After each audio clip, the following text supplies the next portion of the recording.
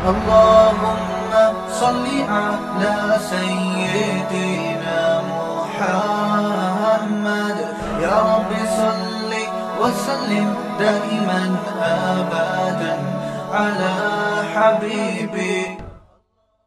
پیغمبروں کی باتیں انسانی فطرت کو اپیل کرتی ہیں، بشرطے کہ انسان اپنی فطرت سے ہٹا ہوا نہ ہو. اگر آپ اپنی فطرت سے، اپنی نیچر سے ہٹ گئے تو پھر آپ کو پیغمبروں کی باتیں سمجھ میں نہیں آئیں گی. جیسے تمام پیغمبروں نے داڑھی رکھی ہے اور داڑھی بڑھانے کا حکم دیا. اب ہمیں داڑھی کا حکم سمجھ میں نہیں آتا. کتنے لوگ ہیں جو اعتراضات کرتے ہیں کہ بھئی داڑھی رکھنا، کوئی کہتا ہے ضروری نہیں ہے، کوئی کہتا ہے اس میں کیا ہے، سارا اسلام کیا داڑھی میں رکھا ہوا ہے؟ تو بھائی سارا اسلام داڑھی میں نہیں ہے، مگر اسلام میں داڑھی بہرحال ہے. دیکھو کتنی زبردست بات ہے کہ کیسا ہمارا کلچر تبدیل کیا ہے میڈیا نے اور غیر مسلموں نے. جنگل میں جو ٹارزن دکھایا جاتا ہے نا آپ کو، ٹارزن کہتے ہیں، اس کے پاس پہننے کے لیے کپڑے نہیں ہوتے، تبھی تو چڈی بنیان میں گھومتا ہے نا وہ ٹارزن، کیونکہ جنگل میں رہا ہے. لیکن اس کے پاس شیو کرنے کے لیے بلیڈ ہوتا ہے، داڑھی اس کی بھی نہیں ہوتی. سوال پیدا ہوتا ہے وہ جنگل میں رہا تو اس کو کس نے سکھایا کہ صبح صبح اٹھ کے شیو کیا کرو؟ یعنی یہ انسان کا تصور یورپ نے یہ پیش کیا ہے، مرد کا تصور، کہ گویا مرد بغیر داڑھی کے پیدا ہوا ہے. تو یہ عجیب بات ہے. ٹارزن کے بغلوں کے بال بڑے ہوئے ہوں گے، اتنی تمیز نہیں ہے اس کو کہ بھئی میں اپنی بغلیں صاف کر لوں، مگر داڑھی صبح صبح اٹھ کے روزانہ شیو کرے گا. تو یاد رکھو کبھی بھی ہدایت غیر مسلموں سے نہ لو. کاش یہ بات کسی طرح ہم سمجھا دیں. جب سے وہاں سے تعلیم آنا شروع ہوئی ہے تو وہاں کا کلچر بھی ہم نے فالو کرنا شروع کر دیا، جس سے معاملہ اتنا خلط ملط ہو گیا ہے، صحیح اور باطل میں فرق کرنا یہ بڑا مشکل ہو گیا ہے، بڑا مشکل ہو گیا ہے. آپ نہ رکھیں داڑھی، ہم کوئی پولیس نہیں ہے کہ کوئی زبردستی رکھوائے گا، لیکن اپنے نظریے کی تو اصلاح کرو کہ بھائی یہ مرد کے لیے ضروری ہے، اس کے یہ پہلے زمانے میں اس کا تصور نہیں تھا. اچھا لوگ ایک بات کہتے ہیں کہ اسلام میں داڑھی کا حکم اس لیے تھا کہ اس زمانے میں سب لوگ رکھا کرتے تھے، تو صحابہ نے بھی رکھی، پیغمبروں نے بھی رکھی. یہ دلیل غلط ہے. اس لیے کہ اس زمانے میں سب لوگ مونچھیں بھی بڑھایا کرتے تھے، مگر اسلام نے مونچھیں بڑھانے کی اجازت نہیں دی. اس زمانے میں سب لوگ بغلوں کے بال بھی بڑھایا کرتے تھے. دیکھ لو آج بھی سکھوں میں، ہندوؤں میں، سب میں یہی ہے. یہ تو مسلمان ہیں جو ہر ہفتے صفائی کرتے ہیں. زیر ناف بال کٹانے کا کہیں تصور نہیں تھا. تو یہ کیا بات ہے کہ اسلام نے داڑھی بڑھانے کا حکم دے دیا اور بغلوں کے بال اور زیر ناف بال صاف کرنے کا حکم دے دیا، مونچھیں بڑھانے پر پابندی لگا دی. اس کا مطلب یہ ہے کہ اسلام اس زمانے کے کلچر کو فالو نہیں کر رہا، اپنی الگ سے تعلیمات دے رہا ہے. نہیں آ رہی بھائی؟ سمجھ جاتے تو تڑپ جاتے، سمجھ جاتے تو تڑپ جاتے. بہت ساری چیزیں اس زمانے میں نہیں تھیں جو اسلام نے متعارف کروائی ہیں. دنیا کی قوموں میں نہانے کا دستور نہیں تھا، غسل کرنے کا رواج نہیں تھا. صرف عربوں میں اس لیے تھا کہ وہ ابراہیم علیہ السلام کی تعلیمات کی کچھ باقیات باقی تھیں، یعنی وہ بھی پیغمبر کی وجہ سے، کلچر کی وجہ سے نہیں.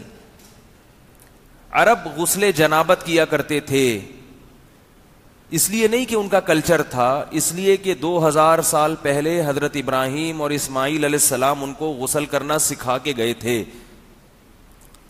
ورنہ جو قومیں پیغمبروں سے دور ہیں ان قوموں میں تہذیب نہیں تھی، وہاں تہذیب آئی ہے مسلمانوں سے. اسلام نے ان کو تہذیب سکھائی ہے. صفائی ستھرائی بھی اسلام سے لی ہے انہوں نے. وہ الگ بات ہے کہ وہ لے لی. اب میں اس پہ زیادہ نہیں جاتا, تو میں یہ عرض کر رہا ہوں کہ یہ جو آج کل کے جدید غامدی جیسے لوگ پیدا ہو گئے ہیں, غامدی صاحب جیسے لوگ, اور یہ دعویٰ کرتے ہیں کہ ہم نے اسلام کو سمجھا باقی کسی نے بھی نہیں سمجھا, تو یاد رکھو سب نے سمجھا, ان جیسے لوگوں نے نہیں سمجھا. یہ آپ کو اسلام سے دور کر رہے ہیں, شریعت سے دور کر رہے ہیں. نبی صلی اللہ علیہ وسلم نے ارشاد فرمایا 10 چیزیں پیغمبروں کی فطرت ہیں, پیغمبروں کی سنت ہیں. کیا مطلب؟ 10 چیزیں وہ ہیں جو پیغمبروں کو دیکھ کے لوگوں نے فالو کرنا شروع کیا ہے, یعنی پیغمبروں سے سیکھی ہیں لوگوں نے. قوموں میں رواج نہیں تھا ان چیزوں کا. ان میں ایک فرمایا کہ ناخن کاٹنا. پہلے لوگ ناخن نہیں کاٹا کرتے تھے, بڑے جا رہے ہیں بڑے جا رہے ہیں. ناخن کاٹنا کس نے سکھایا ہے؟ بولو نا بھائی, پیغمبروں نے. نمبر 2 فرمایا حلق العانہ, زیر ناف بالوں کو صاف کرنا. یہ کس نے سکھایا ہے؟ پیغمبروں نے. یہ کلچر کا حصہ نہیں تھا کہ ہمارے ابا دادا کرتے آئے ہیں تو ہم بھی کریں گے. تو ابا دادا کو بھی سارا وہ سلسلہ پیچھے پیغمبر سے جا کے ملتا ہے. تیسری چیز آپ صلی اللہ علیہ وسلم نے ارشاد فرمایا کہ مونچھیں کم کرنا, رکھنا بھی جائز ہے لیکن یہ اعتدال سے. یہ نہیں کہ آپ مونچھیں بڑھا کے اور اسے ٹریکٹر کھینچ رہے ہیں, ہوتا ہے نا مقابلہ ہوتا ہے, یہ غلط ہے.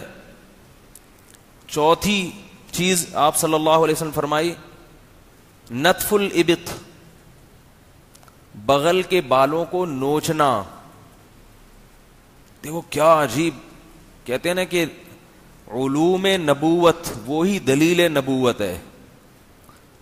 یعنی پیغمبروں کی جو تعلیمات ہیں نا, وہ تعلیمات پیغمبروں کے برحق ہونے کی دلیل ہیں.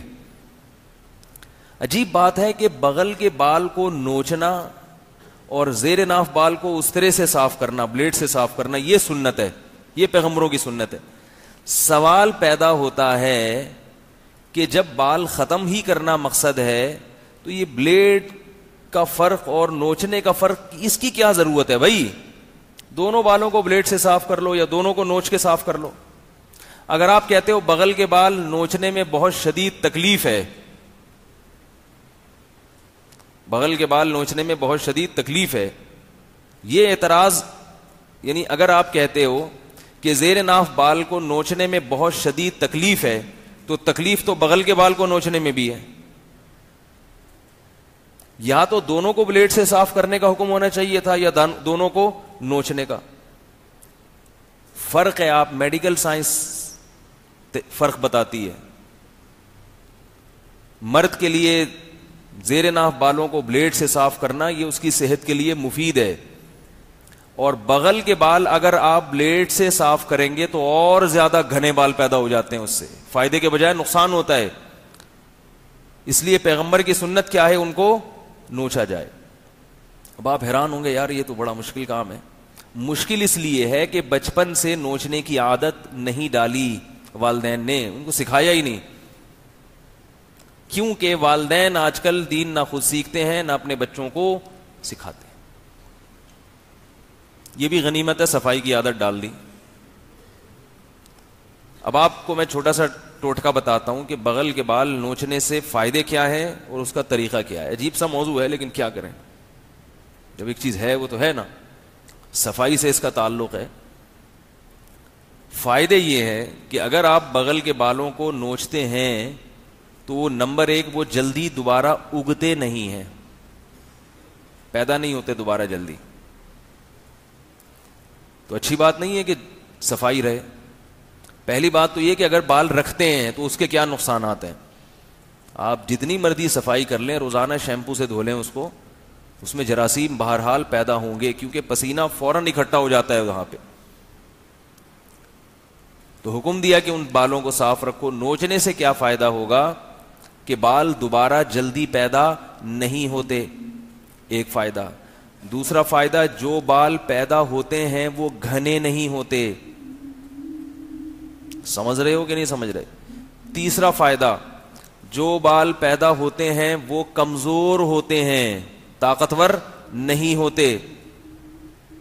چوتھا فائدہ، ایک وقت آتا ہے کہ بال اگنا ہی ختم ہو جاتے ہیں۔ کوئی فائدہ نہیں ہے بھائی، کوئی فائدہ نہیں بھائی سمجھانے کا۔ تو یہ کتنے فائدے ہو گئے؟ 4 فائدے۔ اس کو الٹ کر لیں تو بلیڈ سے بال صاف کرنا بالکل اس کے اپوزٹ۔ نمبر 1، بلیڈ سے بال صاف کریں گے تو دوبارہ جلدی اگیں گے، ایک بات۔ نمبر 2، اگنے کی سپیڈ بہت تیز ہوگی۔ نمبر 3، جڑیں پہلے سے بھی زیادہ مضبوط ہوں گی۔ تبھی جس کے سر کے بال گر رہے ہوں تو ٹینٹ کا مشورہ دیا جاتا ہے نا، بلیڈ سر پہ جتنی دفعہ پھیرو گے اتنے اچھے بال اگیں گے۔ حسن تیرا اس طرح سالم رہا، سر مڈانے پر بھی تو ظالم رہا۔ اے بھائی، سر مڈا کے تو اور تیرے بال اچھے نکل آئے، کہتے ہیں نا، حسن تیرا اس طرح سالم رہا، سر مڈانے پر بھی تو ظالم رہا۔ تو بال تیزی سے بڑھتے ہیں۔ چوتھا، بال اور مضبوط ہوتے ہیں۔ پانچواں، کہ بال ختم نہیں ہوتے، بڑھاپے تک بھی نکلتے ہی رہتے ہیں، بڑھتے ہی رہتے ہیں۔ اب ایک چھوٹی سی بات کر کے میں آگے چلتا ہوں۔ جو بال نوچنے کا حکم ہے تو لوگ کہتے ہیں تو بہت سخت تکلیف ہوتی ہے۔ وہ تکلیف اس لیے ہوتی ہے کہ بلیڈ سے بال صاف کر کر کے جڑیں اتنی مضبوط ہو گئی ہیں کہ اب ان کو اکھاڑنا ایسے ہے جیسے درخت جڑوں سے اکھاڑا جا رہا ہے۔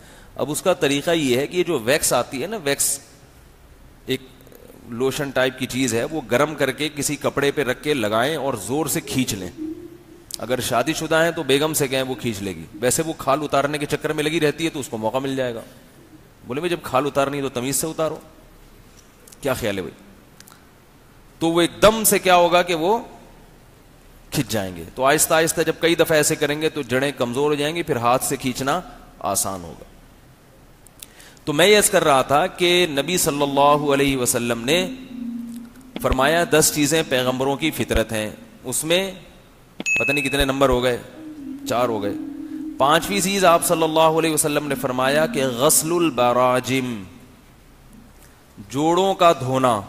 ممکن ہے حدیث میں کوئی پوائنٹ ایسا ہو جو آگے پیچھے ہو جائے، مجھے پوری ترتیب سے وہ الفاظ یاد نہیں ہیں۔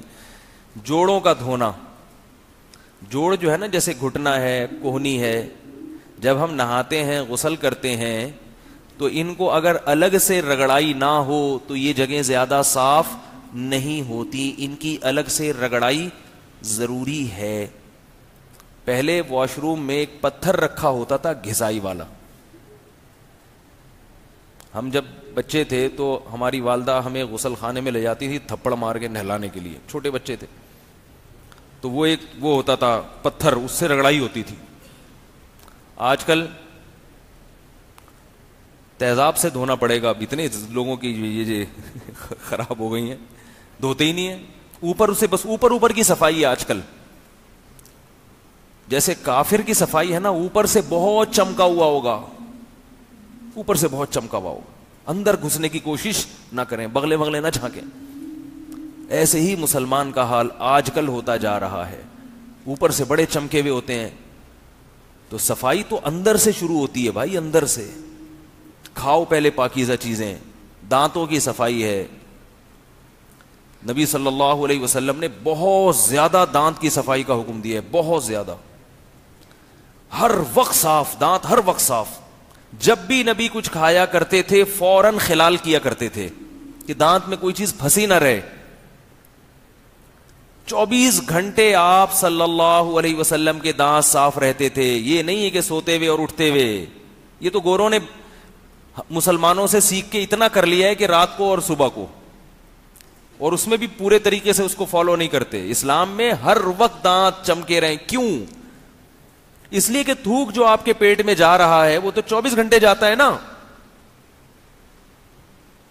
یا کچھ کھا رہے ہیں، اگر آپ کے دانت خراب ہیں تو جو بھی کھائیں گے تو وہ گند سارا کہاں جائے گا؟ اور دانت میں کوئی بھی چیز لگی رہ جاتی ہے تو بہت جلدی وہ سڑنا شروع ہو جاتی ہے۔ آپ کسی چیز کو باہر نکال کے رکھیں وہ سڑنے میں ٹائم لے گی، لیکن اگر آپ اس کو رکھ لیں منہ کے اندر، اس میں جو سڑنے کا عمل ہے، خراب ہونے کا عمل ہے، وہ جلدی شروع ہو جاتا ہے. سمجھ میں نہیں آ رہا. اب میں بعض دفعہ لوگوں کے چہروں کو دیکھتا ہوں، جب وہ مسکراتے ہیں تو پتہ چل جاتا ہے یہ آدمی کتنا صفائی پسند ہے. مسکراہٹ سے پتہ چل جاتا ہے بندے کی. آپ لوگ تو دانت دیکھتے نہیں نا، کبھی دیکھا کریں پبلک کے دانت. کوئی بھی مسکرائے نا تو اندازہ ہو جائے گا یہ کتنا صفائی، اوپر سے چمکا ہوگا، perfume 3 piece suit, tie, fit فاٹ. صبح ذرا دانت دکھاؤ تو گھن آنا شروع ہو جاتی ہے. پتہ نہیں کیا کیا پھنسا ہوا ہوتا ہے ان دانتوں کے اندر. صفائی انگریزوں سے مت سیکھو اللہ کے بندو، صفائی اسلام سے سیکھو. اسلام سے. کافروں کی صفائی اوپر اوپر کی ہے.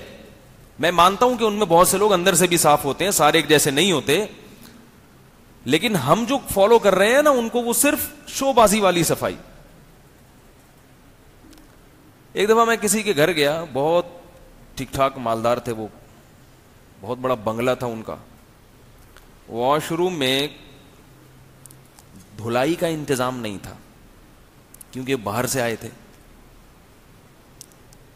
بھائی ترقی یافتہ تھے تو دھلائی ولائی ٹائم ضائع کرنا ہے، کوئی بات ہے؟ ٹیشو پھینکو، چلو ترقی کرنی ہے، ٹھیک ہے نا. اتنا ٹائم تھوڑی ہے بیٹھ کے مسلمانوں کی طرح لوٹا لے کے بیٹھے ہوئے گھنٹہ. اتنا یہ ٹائم نہیں ہے بھائی. ٹیشو. جراثیم پیدا ہونے لگے تو کوئی بات نہیں، وہ آج کل ایک کریم آ رہی ہے ریشز کی، لگا لو. تو میں نے ان سے کہا بھائی یہ جو آپ کا واش روم ہے تو اس میں جو پانی کا تو سسٹم ہی نہیں ہے، تو اگر کوئی فراغت کے بعد دھوئے گا تو کہاں دھوئے گا؟ انہوں نے کہا دھونا ہے تو یہ جو نہانے کی جگہ ہے نا ادھر ہی دھو بھی سکتا ہے انسان. میں نے کہا جہاں نہا رہے ہیں وہیں اپنی گندگی بھی صاف کر رہے ہیں، ویسے بہت صاف ہے. ویسے کیا ہے؟ بہت صاف ہے. میں نے کہا یہ گندگی تو ہمارے جھونپڑی والوں میں نہیں ہوتی کہ جہاں نہاؤ وہیں ناپاکی بھی صاف کرو. تو جھونپڑی والے بھی اتنے گندے نہیں ہوتے. میں مثالیں کیوں دے رہا ہوں؟ یہ سمجھانے کے لیے کہ صفائی کی 2 قسمیں ہیں. دیر آر 2 ٹائپس آف صفائی. ایک شو والی صفائی اور ایک حقیقی صفائی. شو والی صفائی کے لیے اندر سے صاف ہونا ضروری نہیں ہے، دانتوں کو صاف رکھنا ضروری نہیں ہے. ہاں جب کسی سے کوئی ٹوتھ پیسٹ کا اشتہار دینا ہو آپ نے تو پھر آپ اپنے دانتوں کو صاف کر کے اشتہار دیں اور پھر اس کے بعد جیسے تھے ویسے ہی رہنے دیں آپ. یا ڈاکٹر نے مشورہ دیا کہ آپ کے دانت گل رہے سڑ رہے ہیں تو یہ والا ٹوتھ پیسٹ آپ استعمال کریں. تو صفائی جو ہے نا، جو اسلام نے صفائی بتائی ہے، اس میں اوپر سے میلے ہوں کوئی اتنا بڑا مسئلہ نہیں ہے، وہ بھی غلط ہے، لیکن اندر سے پہلے صاف ہوں. پہلے اندر سے صاف ہو انسان. کھائے، جب آپ گندگی کھاتے ہیں تو پسینے میں بدبو پیدا ہوتی ہے، کھائیں بھی اچھی چیز. ہمارے نبی صلی اللہ علیہ وسلم ایسی چیزیں استعمال نہیں کرتے تھے جن میں بدبو ہو، اگرچہ وہ حلال ہو.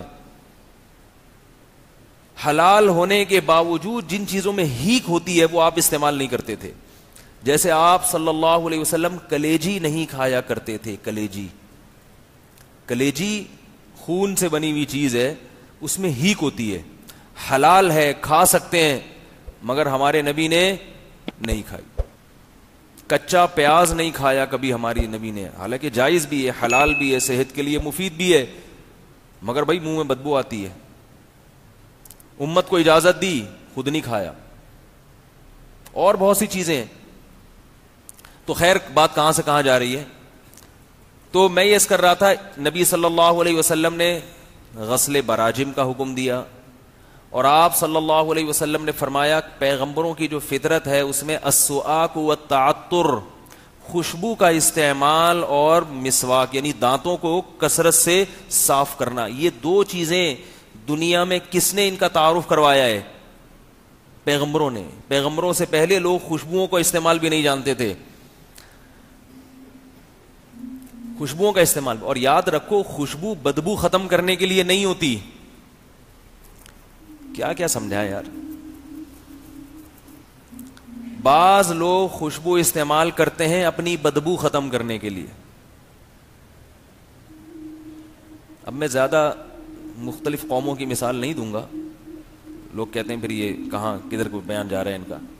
بعض قومیں دنیا میں ایسی ہیں جو خوشبو بہت زیادہ استعمال کرتی ہیں. کیوں؟ اس لیے نہیں کہ وہ بڑی نفیس قومیں, اس لیے کہ وہ خوشبو اگر استعمال نہ کریں تو پھر ان کی بدبو سے پوری دنیا مر جائے. ہمارے ہاں بھی ایسا ہوتا ہے, نہا نہیں رہے, 1 ہفتہ ہو گیا, پسینے کی بو آ رہی ہے, وہ اسپرے کیا, آفس چلے گئے. منہ میں بدبو آ رہی ہے, ماؤتھ اسپرے. منہ میں بدبو کا علاج کیا ہے؟ Mouth spray. ہمارے حضرت مفتی رشید احمد صاحب رحمہ اللہ تعالی کو کسی نے ماؤتھ اسپرے لا کے دیا. ہمارے حضرت خوشبو کے بڑے عاشق تھے, بڑی اچھی مہنگی خوشبو استعمال کرتے تھے. تو کسی نے کہا حضرت یہ خوشبو منہ میں جب کریں گے اسپرے تو منہ سے خوشبو آئے گی. حضرت فرمایا منہ میں کیوں خوشبو, کیوں بھائی, یعنی کس وقت؟ تو انہوں نے کہا جب کھانا کھاتے ہیں نا تو کھانے کی بدبو کو ختم کرنے کے لیے. حضرت حیران ہوا, کھانے کی تو خوشبو ہوتی ہے, بدبو کب سے ہونے لگی کھانے میں؟ کھانا جب ہم کھاتے ہیں تو منہ سے خوشبو آتی ہے یا بدبو آتی ہے؟ بھائی بدبو آتی ہے یا خوشبو آتی ہے؟ خوشبو آتی ہے. تبھی کہتے ہیں نا, یوں ناک کر کہتے ہیں کیا کھا کے آ رہا ہے بھائی, کہتے ہیں نا لوگ. کیسے سمجھائیں یار؟ جب کوئی کھانا کھا کے آتا ہے, بریانی کھا کے آیا, قورمہ کھا کے آیا, دال کھا کے آیا, کچھ بھی کھا کے آیا, جائیدادیں کھا کے آیا, بہن کی وراثت کھا کے آیا, تو ہمیں اس کی ناک سے, اگر وراثت میں تو بدبو آئے گی, لیکن جو عام کھانے کی چیزیں ہیں وہ جب کھا کے آیا, میں تو اصل میں مثال دیتا ہوں نا ان چیزوں کی جو کھائی جا رہی ہیں مارکیٹ میں, تو ایک دم میری زبان پہ بہن کی وراثت بھی آ گئی, کیونکہ لوگ اتنے شوق سے کھانا نہیں کھاتے جتنے شوق سے جائیدادیں کھاتے ہیں آج کل. تو کھانا کھا کے آیا تو ہم کہتے ہیں نا خوشبو آ رہی ہے, بھائی کیا کھا کے آیا ہے. جو شادی شدہ آدمی اگر گھر سے باہر وہ کہیں کھانا کھا کے آئے اور بیوی کو اس نے ٹائم دیا ہو کہ میں گھر پہ آ کے کھانا کھاؤں گا, تو جب گھر آتا ہے تو وہ منہ کو بند رکھتا ہے. اگر منہ سے خوشبو آ جائے تو بیگم کیا کہتی ہیں, کیا کھا کے آئے ہو بھائی, بڑی خوشبو آ رہی ہے. تو کھانے میں بدبو نہیں ہوتی, کھانے میں کیا ہوتی ہے؟ خوشبو ہوتی ہے. تو حضرت نے فرمایا یہ عجیب اسپرے ایجاد کیا ہے کہ کھانے کی خوشبو ختم. پھر حضرت نے تحقیق کی تو پتہ یہ چلا کہ یہ ان کنٹریز میں استعمال کیا جاتا ہے کہ ان کے ہاں کھانے کے بعد بدبو آتی ہے, کیونکہ ایسی چیزیں کھاتے ہیں کہ اس کے بعد ایک ڈکار وہ آدمی برداشت نہیں کر سکتا, ایسی بدبو آتی ہے. تو آپ اندازہ لگاؤ, جو قوم ایسی چیز کھا رہی ہے کہ جس کی بدبو کو ختم کرنے کے لیے منہ میں اسپرے کرنا پڑ رہا ہے, اس قوم کا صفائی سے بھلا کیا تعلق؟ کھاؤ تو کم از کم ایسی چیزیں کہ منہ سے خوشبو آئے. گٹکے والے کے منہ سے بدبو آتی ہے, سگریٹ والے کے منہ سے بدبو آتی ہے, شراب والے کے منہ سے بدبو آتی ہے. گٹکے والا صفائی پسند ہو نہیں سکتا, جتنا مرضی نہا لے, ڈیٹول سے نہا لے, تیزاب سے نہا لے, مگر وہ پھر بھی گندا ہے, گندا. معذرت اگر کوئی گٹکے والا بیٹھا ہے پھر بھی گندا ہے وہ. بھائی اوپر سے جتنا مرضی صاف ہو لو, منہ میں تم نے گند رکھا ہوا ہے. اور کیسا اللہ کی پناہ, ایک دفعہ میں کی گاڑی خراب ہو گئی تھی, لے کر گیا میں, ان دنوں میں گٹکے پہ بیانات بھی زیادہ کر رہا تھا میں, تو وہ گاڑی کا وہ لاک واک کچھ صحیح کرانا تھا, تو 2 لڑکے بیٹھے ہوئے کرا رہے, منہ میں گٹکا. اور جب وہ بات کرتے تھے تو ایسے لیس دار منہ میں نا ان کے عجیب سا, وہ میری ایک دفعہ ان کے منہ پہ نظر پڑی, میں نے کہا یار ان سے گاڑی بھی صحیح نہیں کرواؤں گا آئندہ, اتنے گندا. اور وہ جس چیز کو دیکھ کر الٹی آ رہی ہو وہ چیز ان کے منہ میں رکھی ہوئی ہے. یہ ہے صفائی. ویسے شادی میں جانے سے پہلے دیکھو گٹکے والے کو ایسا بن ٹھن کے 3 پیس سوٹ میں جا رہا ہے, شو بازی. اگر تو صفائی پسند ہے تو منہ تو صاف کر پہلے بھائی, یہ گند تو کھانا چھوڑ دو. کوئی گٹکے والا اگر آپ کی بیٹی کے لیے نکاح کا پیغام بھیجے تو اس کو بولو گٹکا بھی چھوڑو, 7 دفعہ تیزاب سے کلیاں کرو, پھر جا کے منہ صاف ہوگا. وہ کہے گا بھائی تیزاب سے تو دانت جل جائیں گے, بولے کوئی بات نہیں, بدبو تو ختم ہوگی. کیونکہ یہ اتنے گندا ان کا اندر کا سسٹم ہوتا ہے کہ یہ تیزاب سے کلی کر کے بھی ان کو فائدہ نہیں ہوگا. کینسر ایسے ہی تھوڑی ہو جاتا ہے. والدین کا بچوں پہ کنٹرول ہی نہیں ہے, چھوڑا ہوا ہے, جو مرضی کرتے پھرو, پھر روتے ہیں کہ یہ کیا کریں ہم. جہاں مرضی چاہے وہ بچہ جا کے بیٹھ رہا ہے, پوچھتے نہیں ہے بیٹا کہاں جا کے بیٹھ رہے ہو, کن لوگوں میں جا کے بیٹھ رہے ہو. کمرے کا دروازہ بند کر کے موبائل پہ لگا ہوا ہے, فیس بک پہ لگا ہوا ہے, واٹس ایپ پہ لگا ہوا ہے, پوچھتے ہی نہیں ہے کہ کس سے باتیں کر رہے ہو, کس سے دوستی کر رہے ہو. نبی نے فرمایا نا, نبی صلی اللہ علیہ وسلم نے, ہر بچہ فطرت پہ پیدا ہوتا ہے, والدین بگاڑ دیتے ہیں اس کو. تو خیر آپ صلی اللہ علیہ وسلم نے فرمایا مسواک اور تعطر, خوشبو کا. تو خوشبو کا استعمال بدبو ختم کرنے کے لیے نہیں ہے, بدبو ختم کرنے کے لیے صفائی ہے. بیری کے پتوں سے نہانا, نیم کے پتوں سے نہانا, یا آج کل اس کا آلٹرنیٹ صابن سے نہانا.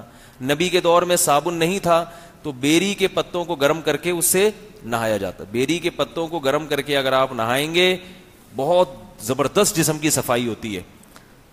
لیکن صابن سے ہی نہا لیں کافی. اب وہ چڑھے ہوئے ہوں گے, پتہ چلے بیری کے درخت پہ, اتنی ٹینشن ایک دفعہ ہوئی تو ہمیشہ کے لیے ایک دفعہ تھوڑی نہاتا ہے آدمی, کیونکہ بعض لوگوں کو زیادہ مسالہ لگ جاتا ہے. تو وہ پھر کیا کرتے ہیں کہ وہ کہ سنت ہے چونکہ بیری کے پتوں سے نہانا, لہذا وہ بیر کے درخت پہ چڑھے ہوئے ہیں. تو کتنی دفعہ چڑھو گے بھائی, وہ تو پھر ہر ہفتے نہانا پڑے گا نا, اتنے پتے کہاں سے لاؤ گے, کانٹے بھی ہوتے ہیں اس میں, اور ٹینشن ایک. اور اگر نہا لو تو ٹھیک ہے. نیم کے پتوں سے نہانا تو بہت ہی مفید ہے صحت کے لیے. میں یہ نہیں, نیم کے پتوں سے نہانا سنت نہیں ہے, لیکن ویسے صحت کے لیے بہت مفید ہے. نیم کے درخت پہ بھی کبھی انشاءاللہ بیان کروں گا, نیم کو آپ کیا سمجھتے ہو. خیر, تو آپ صلی اللہ علیہ وسلم نے فرمایا کہ نہانا خوشبو کا. تو خوشبو کا جو استعمال ہے وہ بدبو ختم کرنے کے لیے نہیں ہے, بدبو ختم کرنے کے لیے ہے صفائی ستھرائی, پانی کا استعمال, نہانا. بدبو جب ختم ہو جائے جسم سے پھر زینت کے لیے ہمیں حکم ہے کہ ہم کیا کریں, خوشبو کا استعمال کریں. لیکن خوشبو کون سی ہو؟ نمازی بھائی جو مسجد میں خوشبوئیں بانٹ رہے ہیں اس سے اپنے آپ کو دور رکھیں. مسجدوں میں جو نمازی بھائی ہوتے ہیں نا, 5-5 روپے کی خوشبو, یا بسوں میں نمازی بھائیوں کے لیے خصوصیت کے ساتھ خوشبو اچھی استعمال کیا کریں, ذرا مہنگی استعمال کیا کریں. اچھی کا مطلب تھوڑی سی مہنگی ہی اچھی ہوتی ہیں, سستی والی خوشبوئیں اچھی نہیں ہوتی. آج کل جو خوشبوئیں استعمال ہو رہی ہیں وہ دماغ پہ چڑھتی ہیں, عجیب سی چیزیں لوگ لے کے گھوم رہے ہوتے ہیں اور پھر زبردستی ٹھوس بھی دیتے ہیں, لگا بھی دیتے ہیں. میں آپ کو ایک فارمولہ بتاتا ہوں خوشبو کے بارے میں. الکوہل والی خوشبو کا استعمال بھی جائز ہے, لیکن آپ الکوہل والی خوشبو استعمال نہ کیا کریں. الکوہل والی خوشبو سے طبیعت میں نشاط پیدا ہونے کے بجائے طبیعت پہ بوجھ بنتی ہے, کیونکہ الکوہل دماغ پہ چڑھتا ہے. جب آپ الکوہلک خوشبو استعمال کریں گے تو دماغ معطر نہیں ہوگا. وقتی طور پر مزہ آتا ہے, خوشبو محسوس ہوتی ہے, لیکن سر میں درد بھی ہو سکتا ہے, زکام بھی ہو سکتا ہے, اور طبیعت پہ بوجھ پیدا ہوتا ہے. تو جو نان الکوہلک خوشبوئیں ہیں جو خاص طور پہ عرب کنٹریز میں استعمال ہوتی ہیں, وہ خوشبوؤں کا اپنے آپ کو عادی ڈالیں. وہ میٹھی خوشبوئیں ہوتی ہیں, ان میں مزہ ہوتا ہے. پہلی دفعہ میں وہ اچھی نہیں لگیں گی آپ کو, لیکن پھر آپ کو ان کا چسکا لگ جائے گا, اتنی زبردست ہوتی ہیں. میں نے دیکھی, یہ گوروں کی خوشبو بھی سونگھی, عربوں کی بھی. عربوں کی خوشبو بڑی زبردست ہوتی ہے, لیکن پہلی نظر میں آپ کو اچھی نہیں لگے گی وہ, کیونکہ دیسی ہے. عود استعمال کیا کریں, عود, اوریجنل عود کہیں سے مل جائے. عود کی جو اچھا خوشبو میں ایک خاص بات یہ بھی ہوتی ہے, جو دیسی خوشبو ہے نا, دیسی خوشبو, دیسی کا مطلب یہ نہیں جو 5-5 روپے میں نیمبو کا نچوڑ کے اور اس میں چینی ملا کے بیچ رہے ہیں. ہو اوریجنل, صحیح ہو, مشک ہے, عنبر ہے, عود ہے. یہ جو اوریجنل خوشبوئیں ہیں مہنگی ضرور ہوتی ہیں, تو تھوڑی لے لیں بھائی. تو یہ جو خوشبوئیں ہیں ان کا استعمال صحت کے لیے بھی مفید ہے. عود کا جو استعمال ہے نا, اس سے آپ کے دماغ کو تقویت ملتی ہے, قوت ملتی ہے, اوریجنل عود جو ہے. اور یہ جو آپ پرفیوم استعمال کر رہے ہیں یہ چھینکیں شروع ہو جائیں گی آپ کو. یقین نہ آئے تو آپ ایسا کریں کہ اپنی گھڑی جو ہے نا اس پہ اسپرے کیا کریں روزانہ الکوہل والا. آپ دیکھیں گھڑی کی چمک 3-4 دنوں میں یا 1 مہینے میں خراب ہو جائے گی, اس کی پالش اترنا شروع ہو جائے گی. اس کا مطلب اس میں وہ جو الکوہل ہے نا وہ اتنا خطرناک ہے کہ وہ لوہے کو خراب کر رہا ہے. تو جب آپ کے پھیپھڑوں میں جائے گا تو پھیپڑوں کو خراب نہیں کرے گا وہ؟ کیوں بھائی غلط کہہ رہا ہوں؟ وہ آپ کے دماغ میں جب چڑھے گا تو دماغ کو خراب نہیں کرے گا وہ. اس لیے نان الکوہلک خوشبوئیں استعمال کیا کریں. تو اوریجنل عود ہے وہ لے لیں, اوریجنل کہیں سے بھی نہیں ملتی آج کل, تو اوریجنل کے قریب قریب بھی اگر ہو تو بھی چلے گا. مشک لے لیں, یہ چند ایک ہی خوشبو ہیں. میں تو یہی استعمال, عود کے علاوہ اپن کو کوئی پسند ہی نہیں آتی ہے. مجھے جتنے لوگ خوشبو کا تحفہ لا کے دیتے ہیں میں وہ رکھتا ہوں سجا کے, جیسے ہی کوئی قریبی دوست ملتا ہے اس کو وہ گفٹ میں دے دیتا ہوں. تحفہ قبول کرتا ہوں میں, اور ان کا اس ہدیے کو بھی میں اچھی نظر سے دیکھتا ہوں, لیکن میں استعمال نہیں کرتا. استعمال لگی بندی خوشبوئیں ہی کرنی چاہیے. ہاں اگر کوئی بہت سمجھ میں آ جائے زبردست پھر رکھ لیتے ہیں. تو خیر بات کہاں سے کہاں چلی گئی. تو خوشبو بدبو ختم کرنے کے لیے نہیں ہے. بدبو ختم کرنے کے لیے آج کل کیا کہتے ہیں لڑکے, بدبو آ رہی ہے اسپرے مارو, چلو بھائی. بعض دفعہ کمرے کے اندر سے بو آ رہی ہوتی ہے, واش روم میں بدبو آ رہی ہے, تو بجائے واش روم دھونے کے کیا کرتے ہیں, اسپرے مارا. خواتین کیا کرتی ہیں, گھر میں بچے نے پیشاب کیا ہوا ہے, پوٹی کی ہوئی ہے, بدبو آ رہی ہے, کوئی مہمان آئے, ہائے ہائے بدبو آ رہی ہے, کیا کریں بھائی بدبو آ رہی ہے تو پیمپروں کو پھینکو لے جا کے جگہ پہ, فرش کو دھو, کارپٹ سے پیشاب کو دور کرو. نہ جیسی کوئی مہمان آئے وہ جو روم اسپرے ہوتا ہے نا وہ مارا. اب جیسی مہمان آئے ماشاء اللہ کتنے صفائی پسند, یہ نہیں کہ وہ نیچے پیمپر چھپا کے رکھا ہوا ہے. اور بچے چڈی جو میں جو گھوم رہا ہے نا پیمپر میں, اس کے اندر بھی بہت کچھ مال مواد ماشاءاللہ پڑا ہوا ہے, اس کو لے کے گھوم رہا ہے وہ, لیکن بچے سے بھی خوشبو آ رہی ہے, اسے اٹھایا ہوا ہے. یعنی کہ یہ نہیں پتا ہوتا کہ میں نے اٹھایا ہوا کیا کیا ہے, بچے کے ساتھ میں نے اور کتنی قسم کی چیزیں اٹھائی ہوئی ہیں. یہ ہمارے معاشرے میں ہو رہا ہے, سستی ہے سستی. تو بدبو پہلے ختم کریں پھر خوشبو, یہ ہے پیغمبروں کی سنت. خیر تو بعد میں یہ لے کے چلا تھا کہ دیکھو داڑھی رکھنا, جو نبی نے ہمیں داڑھی رکھنے کا حکم دیا, آرڈر دیا, تو یہ اس لیے نہیں کہ اس زمانے میں سب رکھا کرتے تھے. اگر اس زمانے کو دیکھ کے چلنا ہوتا تو آپ صلی اللہ علیہ وسلم پھر باقی چیزوں میں بھی اسی زمانے کو فالو کرتے. پھر آپ صلی اللہ علیہ وسلم بغل کے بال صاف کرنے کا حکم نہ دیتے, کیونکہ لوگ بغلوں کے بال رکھا کرتے تھے. آپ صلی اللہ علیہ وسلم زیر ناف بالوں کی صفائی کا حکم نہ دیا کرتے. آپ صلی اللہ علیہ وسلم ناخن کاٹنے کا حکم نہ دیتے. اس لیے, اور داڑھی انسان کی مرد کی فطرت بھی ہے. ہمارے ایک دوست نے بڑا دلچسپ واقعہ سنایا. انہوں نے ایک ویڈیو دکھائی چیتے کی, میں بھی ٹائم مینجمنٹ ورکشاپ کروائی تو اس میں وہ چیتے کی ویڈیو دکھائی ہم نے.